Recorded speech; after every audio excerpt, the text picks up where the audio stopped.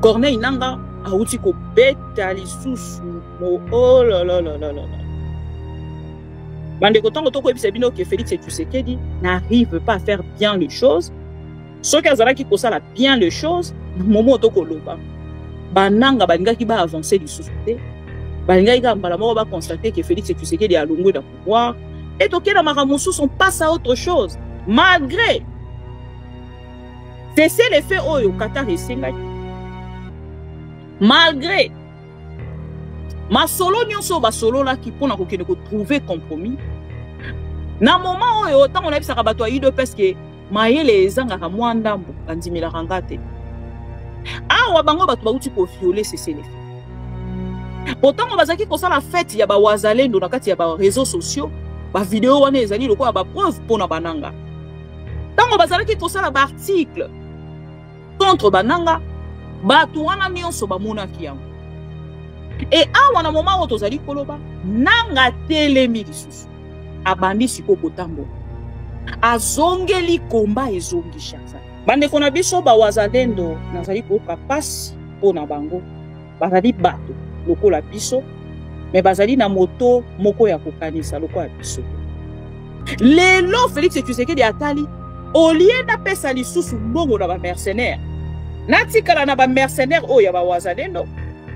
Même Sadek Oyayaki a accueilli 100 Kabunda. Atali a lobby non. N'a pas qu'à continuer. Makambo yo ezali très mal géré. Félix Tshisekedi ne sait pas ce qu'il fait. Biso pesoto se retirer. Toti que la yemo quoi gérer makambo lolenge aza polika pour gérer. Ils sont partis. Batiki Félix Tshisekedi a sala makambo na lolenge na yo. Et atikali kaka na ba wazalendo. Félix Tshisekedi a l'option de démissionner, de dialoguer et de faire la guerre.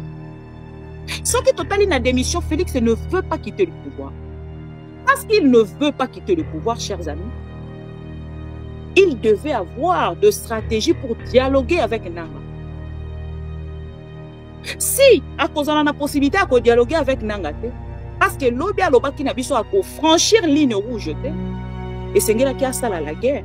Mais avec quelle armée? Parce qu'aujourd'hui notre armée est affaiblie par lui-même Félix Tshisekedi. Parce qu'arrivé au pouvoir, ce qu'il devait faire à Saliambo. Même Sadek Awa, Azako Senga na Rwanda depuis lobby. Parce qu'ils allaient à l'actualité. Depuis Mokolo ya lobby, Sadek Azako Senga protection. Ya Rwanda pour na passage na ye Bosé. Voilà. Le retrait de la Samir d'IRC s'effectuera par la route de Goma à Château en Tanzanie en passant par le Rwanda. Boyo kasiko phrase on a retenir. Et que le secrétariat de la SADC engagera le Rwanda à faciliter le passage en toute sécurité. Comment bino bozaki ko bundisa mboka wana? Bino SADC boya lisusu kolekana par mboka wana et boza kosenga sécurité na bango. Qui joue avec qui? Qui trompe qui? Même le Wazalendo aujourd'hui sont divisés. Une grande partie paye à Bawazali de Bakeye pas un. Bazali ko acquiser toujours Félix Tshisekedi Bazali ko gérer makambo etali est ya République lolenge senge. To longwe wana. To yesikoyo na makambo etali avancement ya nanga. Bande kona biso ya Bawazali de balobi bango ba se porter garant. Bako battre. Ndeko Corneille na. Bako boto la Goma, bako boto la Bukavu, bakomi kosala ba spectacle. Ndekonanga zongela makambo na uti koloba. Ozui Sadek, ozui ba mercenaires, ozui ba FDLR, o Félix Tshisekedi azaki kosala la confiance.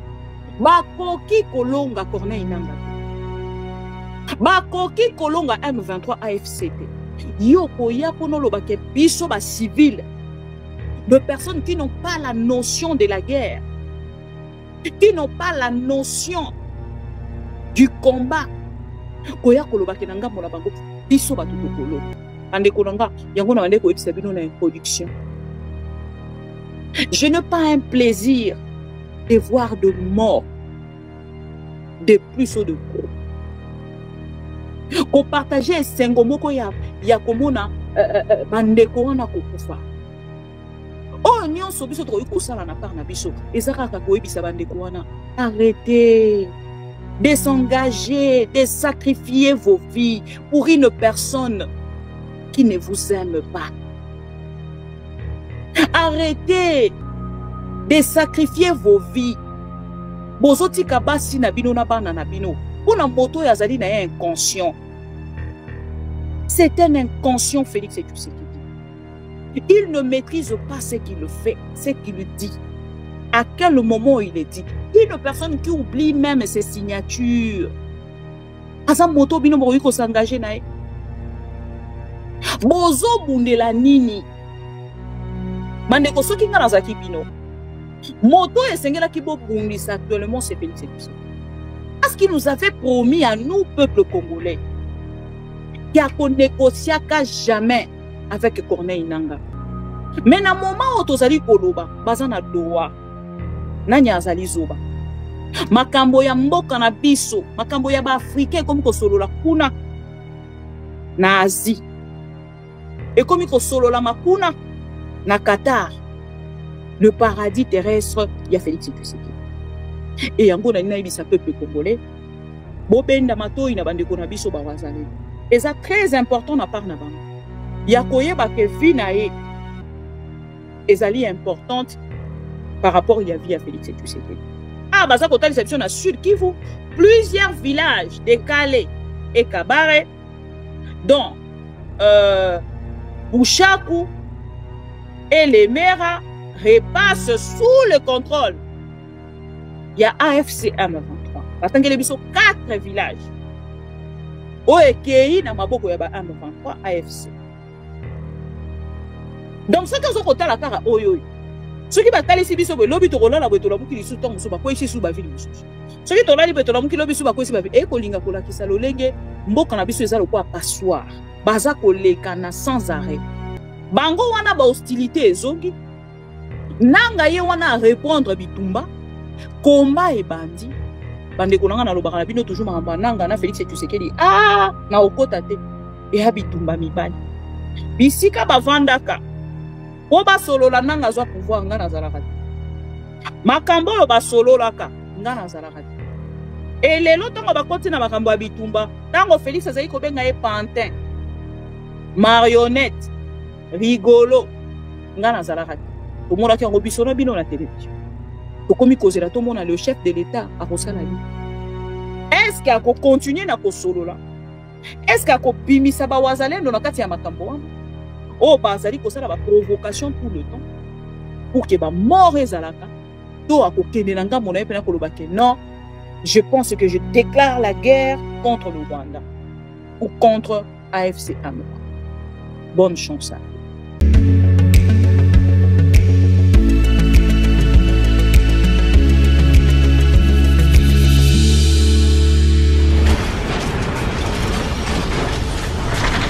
Ma mission TV, le miroir du monde.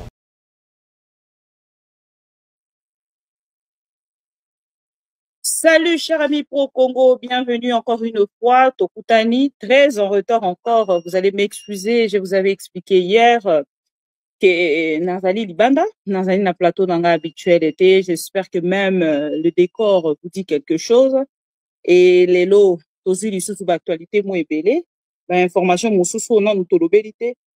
Tokozwa temps ya relever na yango tant tokozo manga na plateau na biso to mesana kolobelaka tout le temps makambo etali mboka lelo tozongi pour que tolobela ngo lisusu je m'excuse cher ami Pro Congo boyebi te makambo o na ebisaki bino lobi awa baza kotalisa ngai ki ezali ko continuer tokosolola sur yango tokosolola sur makambo etali bongo est ya république awa nazali komona nde yango na moment o bato mosusu bara kotraite ngai de moto ya Corneille Nangaa.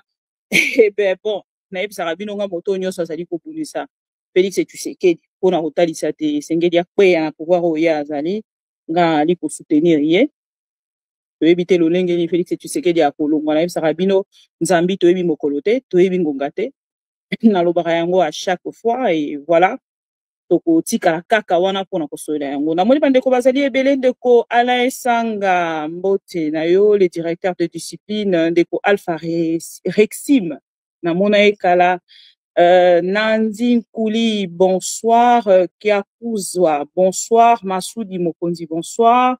Jean Piana, bonsoir. Trésor Jim Penta, bonsoir. Juste pour Narola Sabinoke, Tozali en direct. Vous êtes en direct sur ma mission TV, le miroir du monde, maman Bibi Kapinga, la maman de tout le Pro-Congo, c'est comme ça qu'on m'appelle. Les autres aiment m'appeler la maman. La louba révoltée, Missus Balinga Robenga Ngai, Bakombango Susuni, Bakombango Ekimakanga. La louba révoltée, la louba consciente, la maman de tous, Bakombo Nyonso Bope Sakanga, merci beaucoup. Oh, et salut Bakombo Alofumo, Bakombo ya ba valeur. Bandeko Bisika Dioso Bozwami, na kosenga bino eloko moko. Au like vidéo, au partager, au like vidéo, au partager, au talisi nandeko azali kolanda biso, lobite maman bibi azali la maman tobenga kaye antivirus, et si ka information à l'okuta ezali, ya kakopesa biso information à solo, ikolo ya l'okuta, ou UDPS, il a tisaka biso chaque jour. Freddy Nzouzi, ce n'est pas pour rien que vous m'appelez l'antivirus. Information à nos ali koloba, oui. Ezali na yango information contre Félix Tshisekedi. Oui, Nalingara Félix Tshisekedi tena pouvoir na ina bokamba mina yango ya miyibi, mais information on a ça là très attention et ça dit fake news. Je sais que ces informations moko biso nyonso tore côté matobeteli yango maboko, mais jusque là je n'ai pas de source sûre où ils allaient confirmer cette information. Donc je me repars donner cette information pendant que ngamoko naza na ba source sûre te où ils allaient couper sa biso clarification sur cet article. Ngape na moni yango na tangi yango. Je sais que bandeko mosu tongo mosu bazali kotuna mama bibi c'est quelle information? On a l'information que depuis la journée d'aujourd'hui, il y a un article qui circule que ba uti bongo ko gelé ba bien topé ba mbongo ya Félix Tshisekedi na ngambo ya Suisse bazali kotalisa biso ke banque ke ina ko gelé ba mbongo na ye et kozala information ya kitoko pour na kotala moyibi nyonso asali République démocratique du Congo te, mais na moment où nazali koloba bino na kotala penza ba source nyonso oyo nga na kendaka kozwa bongo ba information pour na koya komemela bino to pe ko partager na bino bazali kotalisa yanga bosolo te na kati ya article wana. Donc je ne peux pas vous confirmer que c'est une vraie information ou pas, et zali information zali kotambola. Donc tozana nous temps penza ya koluka koyeba penza moi mingi pour na koyeba te zali solo to ezali lokuta. Chers amis, tozoli kobanda émission na biso na makambo etali est ya République. Je sais que bato ebele na ngambo na bango tango bakoti bamoni likambo ya perquisition ya ndako ya ancien chef de l'État Joseph Kabila Kabonge. Je sais qu'il y a d'autres personnes na part na bango bazali kozela te na banda na yango lokola to banda ki na yango lobby lelo na lingaki na banda na o etali bongo est ya République. Déjà je dois vous signaler chers amis que Nanga Corneille Nangambo ya Doha ba représentant na bango bazali kuna bazali bongo ko continuer masolo. Est-ce que Kosimba to ekobota lisusu un grand souris ndenge na yebisa ki bino ko enfanter souris to ekosimba eza ba question o nazali kotuna mais ezali ba question sans réponse parce que nanga azali en face na biso te et makambo ezali kolekana kuna biso na bino lokwa tozali sur place te tokoki kozwa information na yango précise te, mais entre temps tozali kozela komona mais na yebisa ki bino lobi chers amis bandeko na biso ba wazalendo nazali koka pasi pona bango bazali bato lokola biso mais bazali na moto moko ya kokanisa lokola biso te. Pourquoi nazali koloba yango chers amis? Personne n'a le droit d'ôter la vie d'une autre personne. Mais personne aussi a le droit de mettre sa vie en danger pour l'intérêt d'un aventurier. Je ne sais pas si on arrive à se comprendre. Ça me choque de voir que nos frères et sœurs baza kokufa pona koluka kokende ko protéger une personne qui n'aime pas les Congolais.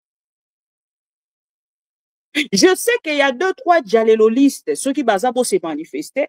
Les diallolistes, vous êtes là. Manifestez-vous pour la lingatan vos films dans les commentaires. Moi, ça me fait du bien. Attention, ça va. Namoni bango 2, 3, 4 jours awa. Ba encore topé la demande faite par Qatar. On a nanga mekakoti que la bango quelques jours ou quelques mois. Ya kota la lolenge nini ba société na bango na walikale. Et koki komeka ko avancer topé ko fonctionner sans combat. Nanga donna l'ordre à ces soldats pour na koyebisa bango bo se retirer totala na nutoa lolenge nini akokende. Est-ce que P.O. Félix Tshisekedi azali koleka bande ko nayebisa bino que Félix Tshisekedi n'a que 3 options. 3 options. L'option ya liboso nayebisa bino ezali démission. Soki azalaki moto oyo azali penza kokanisa bolamu ya Congo pe ya peuple congolais alingi koloba te lokola nazali incompétent na mitali na part nanga ke nazali penza kopesa bakongolais oyo bango bazalaki koluka te nakanisaki na part nanga ke bakongolais bakozwa bonheur oyo nga nazalaki koloba lobi nayebisaka bino chaque jour, même moi qui critique Félix Tshisekedi aujourd'hui na makambo nyonso nalobaka ezali facile ya kosala yango. Mais gérer, c'est une autre chose. Vous avez des vidéos où Félix Tshisekedi tango a commis pouvoir. Alors, tango nazalaki na opposition, nazalaki ko critiquer. Makambo nazalaki koloba na muninga, na bandaki ko kanisa ki eza facile. Mais kitio eza facile te. Na lokola ya lingaka koloba mingi, akenda même plus loin que ça. Aloba même alobi te. Kosala des mandats, ezali eloko a facile te. Ngana kokoka kosala 2 mandats na kiti oyo te. Nga ndenge nazabo ya après mandat oyo, il faut qu'une femme me remplace. Successeur nanga fo ezala mwasi. Aloba yango na ba vidéo, boza na ba vidéo wa.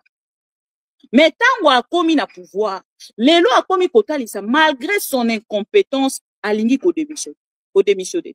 Dans ces 3 options, Félix Tshisekedi a l'option de démissionner, de dialoguer et de faire la guerre. Ce qui totalise la démission, Félix ne veut pas quitter le pouvoir. Parce qu'il ne veut pas quitter le pouvoir, chers amis, il devait avoir de stratégie pour dialoguer avec Nanga. Si, à cause de la possibilité de dialoguer avec Nanga, parce que l'obia l'obaki na biso à franchir ligne rouge, et c'est qui a ça la guerre. Mais avec quelle armée? Parce qu'aujourd'hui, notre armée est affaiblie par lui-même, Félix Tshisekedi.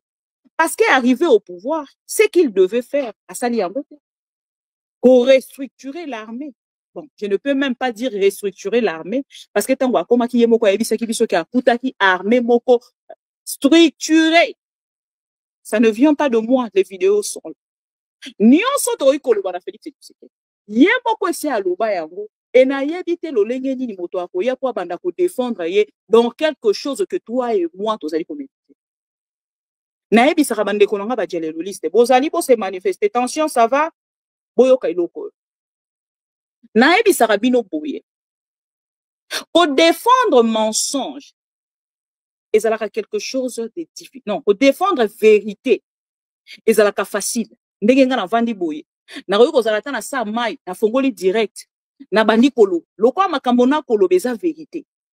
Naza na facilité ya koloba yango sans aucun remords. Mais na ngambo ya bandeko nanga ba dialéloliste so baza koyokanga ya bino yango yo. Bozalaka na difficulté en fait ya koya ko défendre mensonge. Parce que Félix Tshisekedi azali komema bino na lokuta sur lokuta. Et lokuta wana lokola ezali makasi. Eza ko rendre bino vie facile te. Ya koya ko défendre mensonge. Soki ezala ki vérité, bolinga ki boya ko banda ko défendre yango avec toute facilité. Et linga ke sunga bino, est-ce que bozo yo kanga? Nazo mona nzé bozo kanga te, nazo mona ba j'aime te, nazo mona ba commentaire ya ba dialéloliste te, est-ce que baza? Pour se manifester s'il vous plaît, j'ai besoin de vous. Na linga rabino hein? Ngana linga rabino, je suis votre sœur.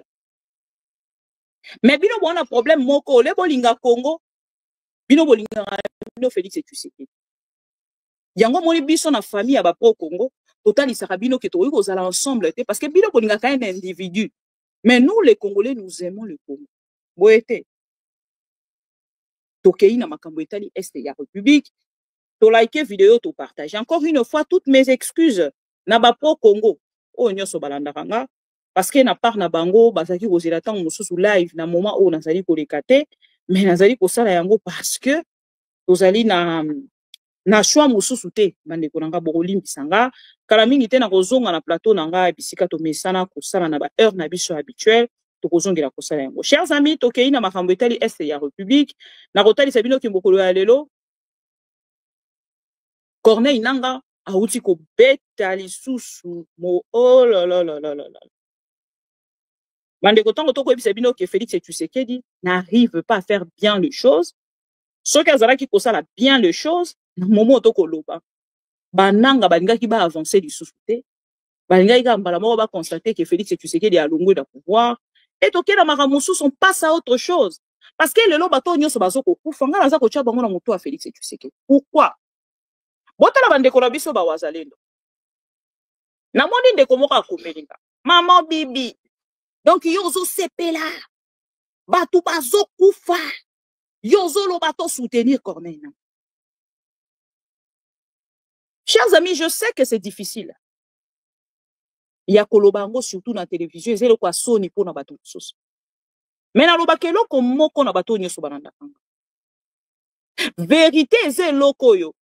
Tokoki jamais koluka ko boyela yango. Moto moko na moko. Azwa chance ya koyoka yango. Ndeko na ngai wazalendo aza Congolais. Malgré que ba kotalisa biso ki ba FDLR pe bazali, mais moi biloyo nga na moni ba bomi awa dimanche passé ezalaki plus ba Congolais, à moins que je me trompe. Bande kona biso wana ba moni ensemble na bino na biso lolenge nini Félix Tshisekedi a accueilli na mboko yoni na Roumanie. Pona kokende ko so ba roumain baya kosa la sécurité na ye. Baya kosa la sécurité ya Goma. Baya kosa la sécurité ya Nord Kivu, Sud Kivu, ça dépend. Bande konanga ba roumain tout la moussiazaz. Avec mbongo na bango soki $10,000 et soki $20,000 bazaki kozo. Bazui mbongo, chers amis. Je sais qu'aujourd'hui, même si Félix Tshisekedi souffre de ça. Comment bino bato yo boya ki pona kobundela biso? Bobundi te. Bozui mbongo na biso. Malgré ba kotalisa biso que même na kati ya mbongo na bango, ba frapper batika ki bango te. Bazala ki pe ko frapper ba roumain wana. Ba mercenaire. Ba mercenaire ba yina mboka na biso. Non seulement baza kozwa bango mbongo na bango. Oyo bango esengela ki bazwa. Baza kolongola bango lisusu pourcentage au bango moko ba koloba ke ba yeba ki te sikani ezaki kozo. Outa. Et motala lolenge ba autorité congolaise n'aime pas le pays. Ils sont allés recruter bato yo bazala ba portier na poto. Bato yo bazala ba sécurité. Ba sécurité garde. Bodyguard, ceux qui bodyguard. Ba kei ko recruter. Bato balobaka anglais bazawa. Balobaka ni bodyguard. Yangwana non, na keli banda bo commenter. Ba ke kozwa ba sécurité wana ya ba porte, ba mamba ya Congo. Bozo ngo ka ndenge wana. Ba likonzi protège ya Roumanie. Bazui bango ba yena bango po ba kende kobunda na este ya Bazwa $20,000 s'il vous plaît. Pendant ces temps, le soldat congolais gagne que 80 $. Non, 80 000 francs congolais. Bodyguard. Oh, wobetelanga maboko ko. Nazaka mwa ba anglais nange traînaka nango. Nalingaka nde koloba te. Wobetelanga maboko s'il vous plaît le Congo. Ceux bozaki pe na mwa motema malamu mwa 10 €, 20 €, 50 € pour encourager anglais nanga. C'était pour rire, hein. Naboye koma o mama bibi asengaki 10 €, asengaki 20 €, asengaki 50 €, nga nasengaka mbongo te. To avancer. Et comme il n'a pas na bango, bazui batuana baye na bango. Basali cop na bango pour étouffer l'armée congolaise. Lokola biso ba congolais, tozalaka intimidé par le poswa mindele. Tomoni kaka batuana baye. Mindele baye kopundela biso. Mindele baye kopundela biso. Mindele baye kopundela biso. Et lelo na ngambo na biso na bino, toye kozwa tout un article. O eza kotalisa biso ke batuana bazalaki balikondi protège ya Roumanie. Et lelo biso na bino, to se rendre compte que batuana basali et l'autre côté na o Félix Tshisekedi azaki kozela. L'armée congolaise humiliée par Félix Tshisekedi. Lelo Félix Tshisekedi atali au lieu na pesa lisusu mbongo na ba mercenaires. Natikala na ba mercenaires o ya ba wazalendo. Même Sadek o ya yaki accueilli sans kabunda. Atali alobi non. Nakoki ko continuer te. Makambo yo ezali très mal géré. Félix Tshisekedi ne sait pas ce qu'il fait. Biso peso to se retirer, toti ke la yemo kwa gérer makambo lolenge aza kolinga ko gérer. Ils sont partis. Batiki Félix Tshisekedi asala makambo na lolenge na ye. Et atikali kaka na ba wazalendo parce que même bato a Sadek ba se retirer. Sadek se retirer. Ba nani ba mercenaire ba kei. Et ce qui est grave encore, ba mercenaire ba bimi na kati ya République démocratique du Congo. Ba koti pa Rwanda po ba kende donc moko bango bazaki ko bundisa soi-disant ba kei koleka na par mboka wana bazwi pongo na biso to futi bango ba futeli yango hôtel na Rwanda. Chers amis, comment pouvez-vous expliquer ça? Même Sadek awa azako senga na Rwanda depuis lobby na kotangela bino ako parce que ezali actualité. Depuis mokolo ya lobby, Sadek aza kosenga protection ya Rwanda pour na passage na ye. Bosé. Voilà. Le retrait de la Samir d'IRC s'effectuera par la route de Goma à Château, en Tanzanie, en passant par le Rwanda. Boyo kasuko phrase on va retenir. Et que le secrétariat de la SADC engagera le Rwanda à faciliter le passage en toute sécurité. Comment bino bozaki ko bundisa mboka wana? Bino SADC boya lisusu koleka na par mboka wana et boza kosenga sécurité na bango. Qui joue avec qui? Qui trompe qui? Et ça, pas question oyo. Na kozoba réponse na yango. Qui trompe qui? Et pendant ce temps, Badjaleloliste bakoya wana kaka. Fachi, l'homme de la diplomatie. Fachi, béton. D'ailleurs même, Trump a dit, Trump a fait. Bon monité. D'ailleurs même, baza kosolo. Mais pour en réalité, ce qui se passe sur le terrain, ce n'est pas le cas. Même le Ouazalendo aujourd'hui sont divisés. Une grande partie paye à Ouazalendo bakeye pa yana. Bazali quoi acquiser toujours Félix Tshisekedi qui azali quoi ko gérer makambo etali est ya République lolenge sengeli. Tolongo wana. To yesikoyo na makambo etali avancement yananga. Bande kona biso ya Ouazalendo balobi bango ba se porter garant. Bako battre ndeko Corneille nanga. Bako boto la Goma, bako boto la Bukavu, bakomi kosala ba spectacle. Et bande kona biso ba jaleloliste bazali kosala de l'air mieux pona kobomisa bandeko na biso, de l'air possible pona kopousser bandeko na biso na kokufa. Ndeko na nga zongela makambo na uti koloba ozwi Sadek, ozwi ba mercenaire, ozwi ba FDLR o Félix Tshisekedi azali kosala la confiance, bakoki kolonga Corneille Nangaa te, bakoki kolonga M23 AFC te. Yo koya pono lobake biso ba civil, de personnes qui n'ont pas la notion de la guerre, qui n'ont pas la notion du combat. Koya kolobake na ngambo na bango biso bato to kolonga. Ande kolonga yango na bande ko ebisa bino na introduction. Je n'ai pas un plaisir de voir de morts, de plus ou de trop. Ko partager un sengo moko ya komona bandeko wana kokufa. Oh nyonso biso to ko sala na part na biso ezaka ka ko ebisa bandeko wana. Arrêtez de s'engager, de sacrifier vos vies pour une personne qui ne vous aime pas. Arrêtez de sacrifier vos vies.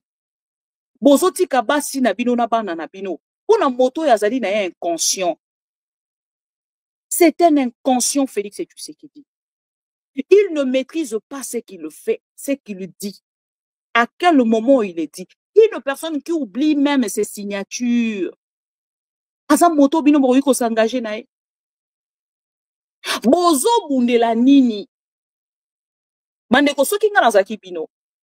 Moto esengela ki bo bundisa actuellement c'est Félix Tshisekedi. Parce qu'il nous avait promis à nous, peuple congolais, qu'il a négocié jamais avec Corneille Nangaa.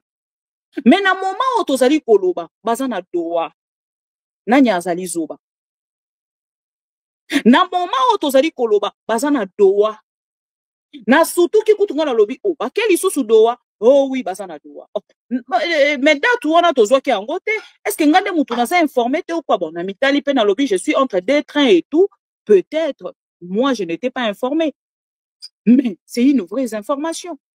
Mais il nous avait promis qu'il n'allait jamais négocier avec le Rwanda. Il nous avait promis qu'il n'allait pas na Rwanda na paradis. Or, il y avait le paradis terrestre. Oh, bisoto yeba kite. Balobaki des fois, oh non, ezala ki Angola. Tolala ki lobi na tongo, oh non, il ki kozala soki Kenya. To sutuka boye, nzoke ezali pa bato aloposo apembe. Makambo Afrique, lelo ekomi ko solo lama na Qatar. Donc aujourd'hui, Félix Tshisekedi, même na kati ya région, abimisi ba président africain, ba incompétent, bango nyonso. Ils n'ont pas pu, en fait, de leur côté, qu'on vandisa ba président africain, qu'on solisa ba président africain sur un problème où ils allaient na kati ya terre na biso.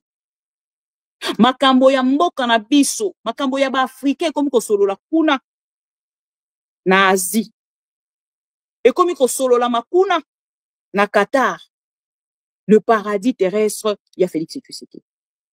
Et yango na ina ibisa peuple congolais, bobenda matoi na bandeko na biso ba wazalendo. Et ça très important na part na bango. Ya koyeba ke vie na e ezali importante par rapport ya vie à Félix Tshisekedi. Parce que Félix nyonso bozo sala na ye azotala ngote. Ye azotala kaka bonanga lobi nini. Bon, na ba condition nanga nini o biso to ko zongisa sima pour que biso na ye to vanda face à face to solula to trouver ba compromis pour que ngana tikana na pouvoir. Et lelo na ningi na talisa bino malgré c'est le fait oyo Qatar esengaki, malgré ma solo nyonso ba solo la ki pona ko kene ko trouver compromis.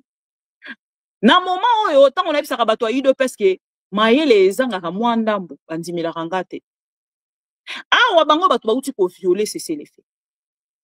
Pourtant on bazaki ko sala fête ya ba wazalendo na kati ya ba réseaux sociaux, ba vidéo wana ezali loko ba preuve pona bananga. Tango bazalaki ko sala ba article contre bananga, bato wana nyonso ba monaki yango. Et awa na moment oto zali koloba nanga telemi lisusu. Abandi siko kotambola. Azongeli komba ezongi chers amis. Pourtant nous tous tozalaki kobunda pour que to solola na ba télévision bato nyonso bayoka to sensibiliser plutôt likambo ya dialogue que ya combat parce que les hostilités là eza kosunga mingi te parce que ba mort eza na kati mais Félix Tshisekedi na bato na ye les dialoguistes batali na ngambo na bango balobi non esengeli na part na biso tokende kaka kobunda parce que kobunda wana ekosunga biso bamona penza ke Faci atelemi Faci azosala mpona bango eza lokumu babosani makambo agende koloba na dowa e baviole cessez-le-feu a violence cessez le fait baza kotalisa biso na Sud Kivu plusieurs villages de Kale et Kabare dont Bouchakou et les Mera repassent sous le contrôle. Il y a AFC M23. Batangele biso 4 villages. Oekei na maboko ya ba M23 AFC. Donc ce que zo la kara oyo. Ce qui batali si biso lobi to kolala boto la muki lisu tongo so ba ko ici sous ba ville mususu. Ce qui to lali boto la muki lobi sous ba ko ici ba ville e kolinga kola kisa lolenge mboka na biso ezalo kwa passoire. Baza koleka na sans arrêt. Et Soni wana, eza pona Félix Tshisekedi, eza pona République démocratique du Congo mobimba. Natango a Mobutu, armée congolaise ezala kina, bandai ko occuper quelle place? Natango ya Kasavubu, natango ya Kabila le père, natango ya Kabila fils, et bandaki ko occuper quelle place? Et lelo armée congolaise, mutu moka ko yebisanga ezali ko occuper quelle place? Est-ce qu'il y a quelqu'un qui peut me dire? Place nini armée congolaise ezali occupée aujourd'hui? Je ne pense pas. Bango wana ba hostilité ezongi. Nanga ye wana répondre bitumba. Komba e bandi. Bande konanga na lobaka na bino toujours mamba nanga na Félix Tshisekedi. Na okota te. E ha bitumba mibali. Bisika bavandaka. Po ba solola nanga zwa pouvoir nga na zalaka te. Makambo lo ba sololaka nga na zalaka te. Et lelo tongo bakoti na makambo ya bitumba. Tango Félix azali kobenga ye pantin, marionnette, rigolo, nga na zalaka te. Tomona ki yango biso na bino na télévision. Tokomi kozela tomona le chef de l'État a kosala nini. Est-ce qu'il a continuer na kosolola? Est-ce qu'il a kopimisa ba wazalendo na kati ya makambo wana? O bazali kosala ba provocation tout le temps pour que ba mort ezalaka. To akokende na ngambo na ye pena koloba ke non, je pense que je déclare la guerre contre le Rwanda ou contre AFC M23. Bonne chance à eux. Chers amis, na deuxième point nanga ezali likambo. Natali Sakibino lelo yandako pendant que le médiateur de l'Union africaine a été reçu aujourd'hui par Félix Tshisekedi. Mais est-ce que Barosolo là a repesa akopesa penza respect na makambo nyonso bazali ko solola depuis babandi ko solola ti lelo question mark. Eza question. Et to ko tuna lelo ba médiateur oyo ya Union africaine. Rôle na bango lelo ezali nini? Parce que Félix a komi na Qatar. Una ezamboka ba africain te. Pendant que les Africains baza ko solola na part na bango. Tozo komi tuna siko. Lelo to komi tuna to komi na combien de médiateurs? Na Qatar, na Angola awa to moni pe médiateur oyo Union africaine e uti kotinde na biso. Donc ce que otali ba médiateur o bazali ko solola lelo likambo ya est ya République to yi kotala ekomi atata ba to koma na bango ata ba 5 ba 6. To ko koma na bango ba 5 ata ba 6. Et solution eza ko zoma kaka te. Chers amis, wana esina lobeli bino bon, déjà makambo nyonso ya Félix Tshisekedi ata na lobi ba kolobanga kaka déjà yo lingaka Félix Tshisekedi. Soit tokei na makambo ya ndako ya Joseph Kabila. Lobi natalisa kibino te perquisition oyo basali na ndako ya Joseph Kabila ezali on a eu koloba acharnement parce que depuis que Joseph Kabila avait annoncé son retour en République démocratique du Congo, chaque jour excusez-moi, et commis problème mon sous. Lobi na bisa kibino to kolobela kaka retour. Mais boyebi ketango ba du progrès ba kenda ki na ndako ya Joseph Kabila résidence na ye esika mwasi na ye azalaki mama Olive Lembe. Et c'est là que la police était. Hein. Oh, koso eza IDPS. Eza normal. So ina komo lobela makambo eza très important. IDPS est de la rango romo la kosu son micro comme kokima. Attention. Na lingité. Nani koloba boye. Tango bakenda ki ba du progrès. Na GLM. Na ndako ya Joseph Kabila. Ezala ki l'état congolais. Ezala ki du progrès. Bango ba devonsaki déjà l'idée. O ezali na moto ya Félix Tshisekedi. Yako il y a acharnement au Yazali Nengo sur cette famille et sur cet homme, l'ancien chef de l'État. Pour nani nazali koloba yango. Bato wana tango bakei. En dehors na bango na rappela kibino. Bakenda na ko ravir passeport ya Zoé Kabila. Bakenda na ko interpeller Jeannette Kabila et ko perquisitionner Fondation Musée Laurent Désiré Kabila. Là, Kabila n'était pas sur place. Et ngana kotuna ba dekolanga ya IDPS. Mes frères et sœurs. Bolobi na biso ke Kabila akima kimboka. C'est là où on a tout na soki bozali mibali. Parce que si réellement vous êtes deux hommes, tant on vous êtes deux hommes avec un grand H, H majuscule. Soki bolobi na biso ke Kabila akima. Donc yemoko Kabila alobi. Ngana kendaki kotanga. Na silisi kotanga, nazali kozonga. Na kati kutu te. Na article wana sona bia asilisi na rokosa. Alobaki a tie pause na ba étude na ye et a annoncé qu'azali kozonga po. Pourquoi juste annonce ya retour ya Kabila et koki ko faire couler beaucoup d'encre et de salive. Wana question directe na kotuna na bato yo basoutenaka Félix Tshisekedi. Perquisition au bazali kosala la kati ya ndako o bokolo ya lobby pe ya lelo, ça fait 24 heures. Et ça kota sa acharnement au Félix Tshisekedi azali na yango kosala sur Kabila et sa famille. Et tout ce que Félix Tshisekedi azalaki kosala, pensait peut-être na part na ye que Kabila allait réagir. Bakei ko menacer moi si na ndako Kabila réagissait. Bakei ko interpeller lipasa na ye Kabila réagissait. Bakangi ndeko na ya mobali babotoli passeport Kabila réagissait. Mais tant wa komona ke makambo situation à est ya république ye moko alobi. Mais pona makambo etali Congo na est ya république a décidé à kata nyonso azonga. Sko bino bato boye bisaki biso. Ya kimaki. Lelo ye wana lobi azozonga. Pourquoi ça vous dérange de voir que l'homme est de retour ou l'homme sera de retour? Et l'oko nini ezali ko déranger bandeko ya UDPS au pesa biso information. Parce que bino bote ya kibiso état de droit. Bolobaki na biso ke bino bokoya na état de droit. Namoni Eliezer Ntambwe. Loko lazara mayele mingi te. Webi Eliezer tango bato ebele bazaki kolanda surtout quand ndeko basangisela mbongo po asala chaîne ya télévision pepe po koma député. Tango bazaki kolanda ye bandeko kanzaki Eliezer azara mayele. Lelo nanga muna bango baza ko se rendre compte que Eliezer azara na mayele te.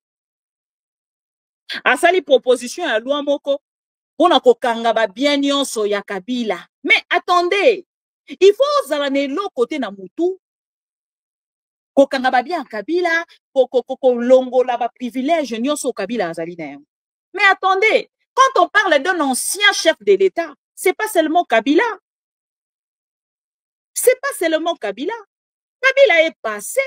Aujourd'hui, on l'appelle ancien chef de l'État. Les prédécesseurs de Félix Tshisekedi. Mais l'autre Félix Tshisekedi pas à Kolongwa. Félix Tshisekedi pas à Kolongwa, président de la République. Ntango bokoloba ke proposition ya loi wana ezali lié. Donc boko ça la loi moko spéciale taillée fixée sur la personne de Kabila. Est-ce que moto ozali na mayele na moto? Parce qu'un politicien asalaka makambo pona avenir ya mboka. Asalaka makambo pona tout de suite ete. Soki bozali na makambo kosala pona tout de suite, esengeli bosala yango pona ba canalisation ya mai. Pour que ba Congolais bazinda lisusu te. Soki natali lolenge Kinshasa boko nga na botami, capitale nga na botami. Ezali kozinda lolengo nazali komona wana. Chers amis, totika, pardon. Loi oyo bokokai ko proposer. Natangi yango awa bandeko nanga mutu moko azotuna mama bibi omoni yango wapi. Natangi yango awa Eliezer Ntambo akei ko proposer. Posez-la natangi la bino. Opposition ya Eliezer Ntambo. Yango okutu na audio. Voilà. Boyokam. L'ancien président de la République, Joseph Kabila, pourrait bientôt perdre tous les avantages accordés par la loi aux anciens présidents de la République. Une proposition de loi en ce sens a été déposée à l'Assemblée nationale par Eliezer Ntambo, député issu de la majorité politique du chef de l'État Félix Tshisekedi. Sa proposition vise à revoir la loi portant statut des anciens présidents de la République élus. Entre-temps, Joseph Kabila est en exil, selon l'article, selon Félix Kabange Numbi, membre du FCC. Kinshasa l'accuse d'être derrière les terroristes de la coalition AFC-M23 de Nanga. Son camp politique rejette, mais Kabila crée la polémique lorsqu'il annonce son retour au pays par la partie orientale, provoquant la colère et certaines personnalités du régime en place. Je ne sais pas pourquoi ça devait provoquer la colère. Yango yonde na kota Sabino. C'est là où on a chité depuis le bina kota Sabino. Na Eliezer, na bato nyonso ba ko soutenir ye, ils ont un petit souci à ce niveau-là. Parce que lelo boyebi que famille à Kabila Mobimba baza ko subir en fait l'injustice du pouvoir. Joseph Kabila, l'ancien chef de l'État, parlons même de cette loi, chers amis. Est-ce que Félix Tshisekedi, depuis ta commis président de la République, Kabila a bénéficié de cette loi? Il y a un ancien chef de l'État. Kabila a jouir. Nakati ya loi en tant qu'ancien chef de l'État. Aucun respect à cet ancien chef de l'État. Aucune considération à sa personne. Motonyo Sorola la muki na tongo ya finge Kabila etala mandefu. Aseke aleki. Wana bakokanga ete. Aleki alobi Kabila tala kutu ayaka na babotine asala kabo et tout ça et tout bakokanga ete. Akoya afingi mama ya Kabila. Afingi mwasi ya Kabila. Afingi bana Kabila. Bakei même kotalisa te mwana Kabila wana kutu. Biso toyebi papa na ye. Ezalaka Kabila te. Mutu wana bakokanga ete. Malgré le propos, malgré tout ce qu'ils disent sur l'ancien chef de l'État, à quel moment Kabila a bénéficié de cette loi? Il faut d'abord ozonga na yomo na Eliezer, omitu na okiti ovandi. Olobina ngandenge naza boye, le soi-disant député national. Merci Kabila pe. Nani nga oyebi sango batu. Eliezer azalaka nanu babengaka ye député merci Kabila. Parce que ni tete nanga accordé chance wana zwaki lelo nde biso na bino toyokoyeba ke ono bavotaki bango te. Efalaki nanga koma na ngambo ya komi pour que toyeba ba vérité nyonso. Félix asenga pouvoir, ba Eliezer pe basenga pouvoir. Efalaki ba koma esika ba komi lelo pour que tozo ba vérité wana nyonso. Ils n'ont pas été votés. Et lelo, parlons de cette loi. Si nous réfléchissons comme deux hommes conscients, chers amis, Félix Tshisekedi sera aussi frappé par cette loi. Parce que demain, Félix Tshisekedi sera l'ancien chef de l'État. Et quand vous protégez Félix Tshisekedi aujourd'hui, boyeba ke lobi na loi wana bozali ko proposer Félix Tshisekedi pas à subir yango. Vous ne pouvez pas réfléchir dans votre tête de créer la loi qui est contre Joseph Kabila. Il n'est plus président de la République. Il y a là 7 ans, ceux qui 6 ans. Et les lots n'anga bonabino. Ko banda ko luka ko kanga. Ko perquisitionner banda kuya Kabila. Ko banda ko luka ko kende. Bisika nyoso babia Kabila ezali. Bo banda na kinga kati. Bolongo na kinga kati boke na JLM. Bolongo na JLM boke na ndeko na ya mobali. Boke na ndeko na ya mwasi. Boke na mwasi na ye. Bosali nyonso bosali Kabila n'a jamais parlé. Même à tango ya sali interview na ye. Pour na ye azu ango, ce sont des accessoires. Il n'a même pas fait lien. Yanda kone ya JLM, bakitara kutunanda kunanga, boko mona ke moto a koloba. Comme un homme de tas. Sans rancune. A copé sa même proposition na Félix Tshisekedi. Mais, Batomae le Koka, le plus intelligent du pouvoir, qui a Félix Tshisekedi Eliezer, à prendre proposition. Je sais qu'avec le nom de Kabila, Bisson Social Rababeuse na yon. Vraiment, bande konanga na ebisa rabino na YouTube oyo. Ceux qui n'a gagné un bon epelé. Et en kombo Kabila. Ceux qui te check à titre kombo Kabila. Kabila fait ceci. Hey, bande konanga. Mbongo donc kombo na batu ba koti epelé. Et puis to témoignera yango hein. Na ba réunion na biso ya batu ba YouTube. Donc to vendre to loba mais kombo Félix ezokota mbongo te. Mais kombo Kabila ekoti la biso bongo. Mais le loba loba biso bino po vendre wana kaka. Na kombo Félix. Kombo zo kambongo. Mais na kombo Félix to zo kambongo te. Toujours les bâtiments va changer comme votre. Pas pour comment c'est gagné. Na combat Félix aux orambo côté. Sans qu'il n'a pas vendre la combat Félix pour nous la ngombo on a resouffrir makasi. Et so senga na loba mingi. Mais na Kabila to yego loba mingi te. Olobika mukie. Opesi fils mukoko maloba.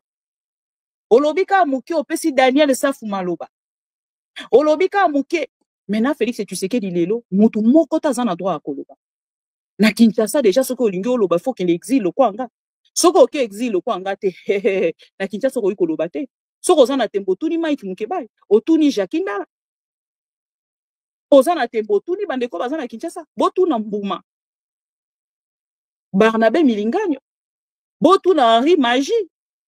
Bato ba subir le comportement de l'UDPS au pouvoir. La gestion de l'UDPS au pouvoir, l'injustice de l'UDPS au pouvoir. Ceux qui te lobby, balobi la biso, non, vous ne pouvez pas dire ça. Kabila, non. Kabila, Nazo tout dans la bateau, y en a évité s'il faut lancer la téléphone ouvert. Pourquoi Kabila ne peut pas retourner au pays? Pourquoi?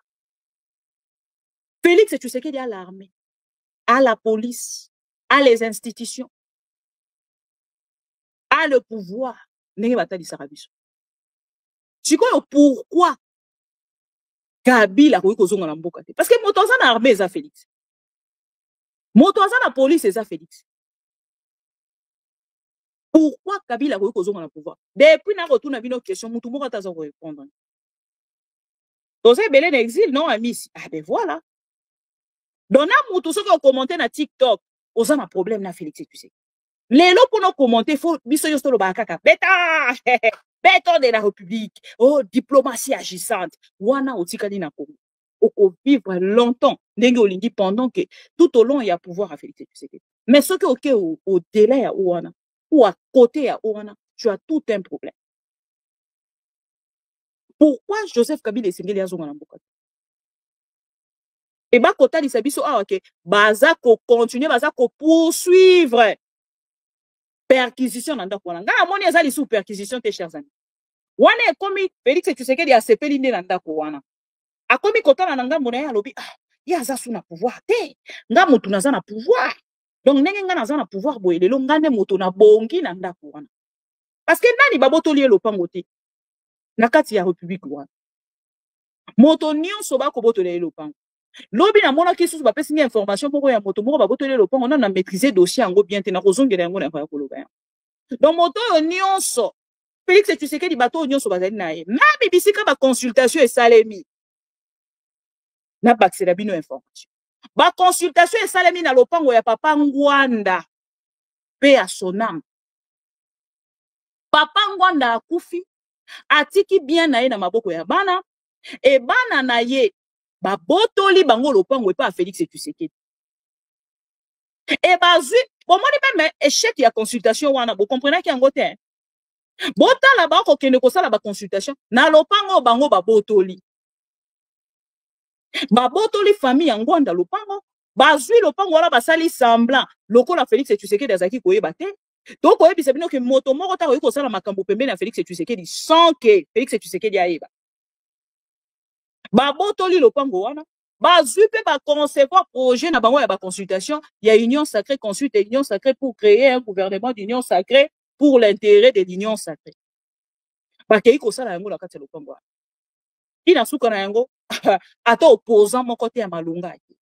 Opposant moko bake ko dédoubler ceux qui gênent moko babimisi wana balobi non gêne ya PPRD balati FCC bake yu wana na lobi mon Dieu. Qui conseille Félix Tshisekedi? Qui conseille même nani komole nani Casimir wana ceux qui kolongele na bane kotuna qui conseille Félix Tshisekedi? Comment koki kokende ko opposant okende kolatisa ye bilamba ya FCC bo pesi même mbongo atongisa bilamba ba cha FCC pona nzala kaka ya kolamba bato ya FCC tolali bo tola muka nzoka Zakari bababaso tolali be tola muki tomonika ya Zakari bimi wana oh non c'est moi les conseillers en communication de monsieur Kolongele d'ailleurs même vous voyez moi j'étais là ah nazoko causer là poste maman Denise a promis Robi mais voilà tobane komi tout la question ah merci beaucoup Zakari pour ce qui totali kaka Zakari totali forme ya ba consultation et d'équipe on n'a même plus besoin de poser des questions on comprend tout de suite ba conseil wana eutaki wa bake kozwa ndeko ya Salomo Eskadela na komba Moïse Dela Moni Dela wana moto akei lokolo opposant bayambi ka opposant mibale maman Jackie bonsoir bayambi opposant mibale Moni Dela na mwana wana babimisaki ya FCC oh non jeune ya FCC aye représentant ya FCC ainsi de suite et bomoni suka na yango na ndeko Muzitu troisième opposant ndeko Muzitu déjà bon je ne sais même pas ce que c'est to classé kaka na bao mais ba opposant ngana zaki ko banga na zaki ko simba mutu na ngana olo banza lobi to komona kaka boye ya Martin Fayulu maman na ngai prière mabolongo na se na leki mwasi ya ndeko Bokechu na kosala mabolongo na se mama Didi mabolongo na se na pesi mbote mama Didi na bayindisa mabolongo lokola ngate mabolongo na ndeko yindisa na se na lobi hey ya Martin sa pesa ki Félix Mbote nzambe ya Martin ko kende kuna te soki na lali kaka tali na tongo na balu lelo bayambi bana na baluki be ote ya Martin kete ya Martin oh les opposants étaient là-bas aux consultations na koti ya Martin te tango na moyo suka keleti ono seka na lala ki nazolala nazoloba nzambe ya Martin nzambe kanga motema ya Martin kende te pour seule personne oyo akopesa crédibilité na kati ya bayi consultation eza ya Martin na Kabila soki ba meki kokende nata déjà kuna lokwa ba recrutaki Kabila kokende te balobi balamba balia ndaki Shadar alobi balamba balia kokoya te na banesi ko bangela nani kombo na ye le monsieur Delis Esanga Moïse Katumbi pe l'homme il y a deux fois parce que Moïse Katumbi bokovanda biboko kanisa ke osala makambo nde bino bokokanisa bolali bolamuki boye Moïse Katumbi à côté ya Félix Tshisekedi oh non nous voulons sauver les pays tolai tolamuki na boye pa Moïse akangi motema tina suka na bio merci beaucoup bon bana ida ko proposer balobi on a kokina kozonga mboka d'ailleurs même nous n'avons pas de problème avec lui et kenda ki ezonga tomoni kaka Moïse Katumbi pa akangi motema kamitato akangi motema opposant oto bale kozela ka bango wana tango bakete na lobi merci c'est et pour salir en fait les dialogues aux églises catholiques ezali kobongisa Bomoni kuna débat ekomi oh Rwanda mutu soutenir bango pour na ba démarche nyonso pour salir, pour discréditer l'image de l'église catholique. Chers amis, l'IDPS ekoki ko créer le lokuta et latisi yango veste etikali yo na nzoto ekomi pe ko vanda na yo vimo. Si seulement on n'a pas ya peuple congolais, à cause de la conscience ya koebake, l'IDPS a créé de fake news pendant l'opposition. Dans l'opposition, l'IDPS crée de fake news même au pouvoir. Bisona bino touti komona, présidence de la République et aussi peuple congolais. Ter Mundelo a qui na bureau ya Félix Tshisekedi Azali, l'envoyé spécial, il y a président américain. Nzoka Lokuta. À savoir qu'il est un simple sénateur. Il ne peut même pas l'envoyer.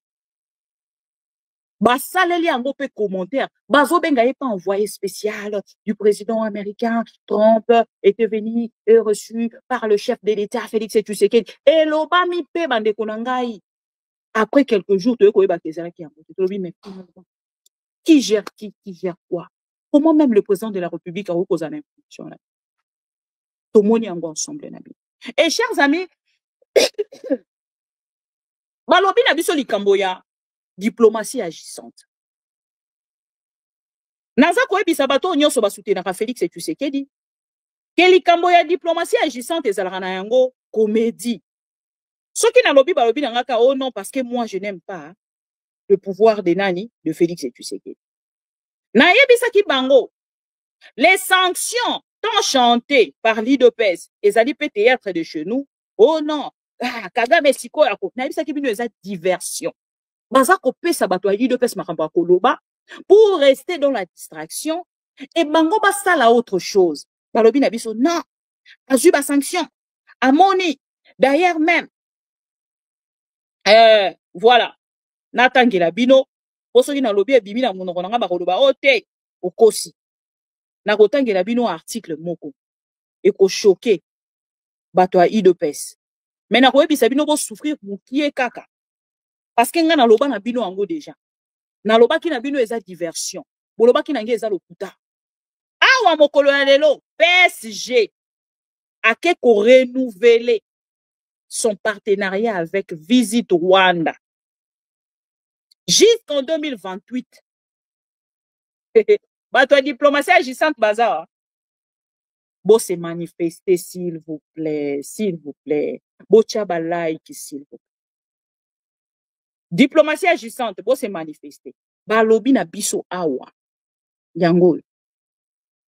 Article. Le PSG renouvelle son partenariat avec Visit Rwanda jusqu'en 2028. Pendant qu'on a 6e mission. Nazoe ba soutenir ni na koko luba face au pro-Congo. Nyonso tokokai kolobe si tolobi. Nyonso tokokai ko commenter si to commenter. Siko naza na besoin ya taliban moko. Bande konanga na lobata lokola ba pasteur. Naza na posa amena bien. Naza na posa taliban moko apesa nga amena bien. Ameno ekotele misanga ina kiti opona zonga lobi. Na makasi mususu pona kosalela bino video.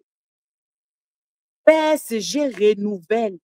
PSG vient de renouveler. Bino bobaki na biso Rwanda sur ba sanction. Na bisaki bino les sanctions individuelles n'impactent pas sur un pays. Sanctions o ekoki ko impacter sur un pays comme le Rwanda ezali économie. Sanctions o ekoki ko bundisa économie na bango. Soki ba sanctions ezali ko bundisa kaka ba individu. Ben individu on a ba ko vendre na bango pe et ko changer nango et côté. Mais ce qui sanctions za ko bundisa mboka directement bande konanga e ko impacter na économie na bango. Tiko bino ba sanction bobetela ki maboko to komi wapi. Boza wapi. Boya ko ebisanga bino bobi na biso ke Europe pesi ba sanction na Rwanda. Comment Rwanda lelo ba ko kozwa lisusu contrat munene bongo ezala renouveler. Bomoni lokuta na bino esiki evandi. Bomoni lolenge ba kosakanela bino. Mais botu na question na Union européenne. Botu na question na communauté internationale. Bas sanctions est commis à niveau. Les sanctions sans le combat sur terrain n'apportera rien. sur des solutions au biso tozakoluka. Et je pense qu'aujourd'hui, les Congolais n'a pas na bango. Humiliation autouti lisusu kozwa na part ya France. Pendant ces temps, boyebi déjà qui concert il y a Maître Gims oh basangana kina ba daju pona kopunda pona koyemba pona paix na République démocratique du Congo. Et ça là qui reporté sengela ki ezana na mois ya avril mais ba reporter qui ango a une date ultérieure oyebi te kozala temps. Pona ko privilégier le 7. Bon mona bato bana ba lobbyiste. Pona ko privilégier le 7. Oh bango sengela ki ba fêter génocide ya mboka na bango. Pour rendre hommage à la victime. Et c'est des choses qui ne se passent pas chez nous. Et je pense qu'après ces renouvellements, que Félix Tshisekedi a rozonga na kati na ye moko po mi tout na question qui suis-je? Ngana ko répondre les bébés cadeaux de la République. Chers fidèles téléspectateurs de Am TV, je vous aime tellement. Voilà pourquoi j'aime passer du temps avec vous. J'aime parler le Congo parce que Congo est mboka moko et tondi na nyonso au monde de Lukaka. Mais comme nous avons des dirigeants qui n'aiment pas le pays, voilà pourquoi le Congo n'a aucune valeur, donc aucune considération, aucune valeur à l'extérieur du pays, même l'organisme nyonso ya minene. Et mokolo au Congo et kozwa considération. Eza mokolo yo bato balingaka Congo pakokamba Congo na bolingo na lolenge isengeli na lingi bino mingi. Voilà pourquoi isengela ki na pesa bino mbote na poko ya lelo naza ko continuer kozala libanda ya plateau nanga na kati ya petit voyage au nasali, mais je sais que l'un de ces 4 matins, grâce à ce Dieu tout puissant créateur de toutes choses, oya lingaranga lingarabino oya batelaranga batelarabino akosala grâce pour que tous allons ensemble. Olivier Koulazi, tika koseka diplomatie agissante. Ya bandeko la biso ya IDPS. IDPS, tension, ça va. Diplomatie toujours agitante. Je vous aime beaucoup.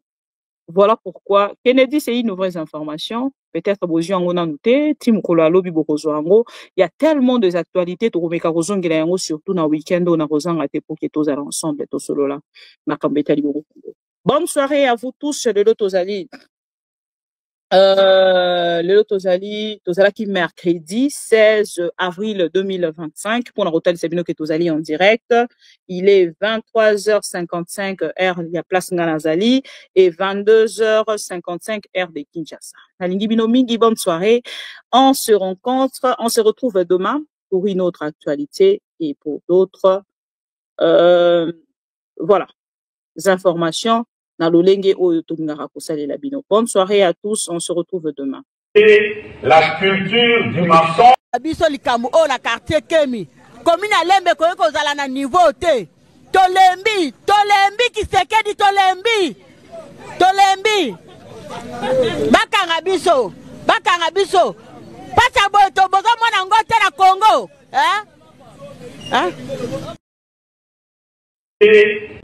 La culture du mensonge est en train de gagner du terrain. Je peux vous rappeler. Voilà. Je peux vous rappeler, Kabila est sérieux. Kabila a tali. A moni na ba parti nyonso. Et il a donné le pouvoir à l'UDPS. C'est de là que fait débat. Voilà. Débat est nous sérieux à Kabila. Voilà. Mais Kabila a cédé le pouvoir à l'UDPS. Je dois y aller. Au moni na introduction na yo. Au tunaki mutuna wake. Est-ce que Zakana et Sengona Bato Bazosa la ba émission na Lingala? Mais débat au créé, polémique au lingi au créé, c'est autour des vocabulaires. Non, ce n'est pas. Attendez, pas de polémique. S'il vous plaît. C'est une polémique que vous voulez. Il n'y a pas de polémique. Je vous mets devant un fait. Si vous reconnaissez, tant mieux. Vous pouvez le balayer. On a obligé on y mangote. Soko au répéter en ondenge zalagite. Vidéo ezali na cheli au vidéo. Tant soko bossa nous appelle mutu. Moi, je pense que pression, on va prendre la vidéo, s'il vous plaît. On va prendre la vidéo. Non, attendez. Oui. Ouf, ouais, là, la culture du mensonge est en train de gagner du terrain. On ment.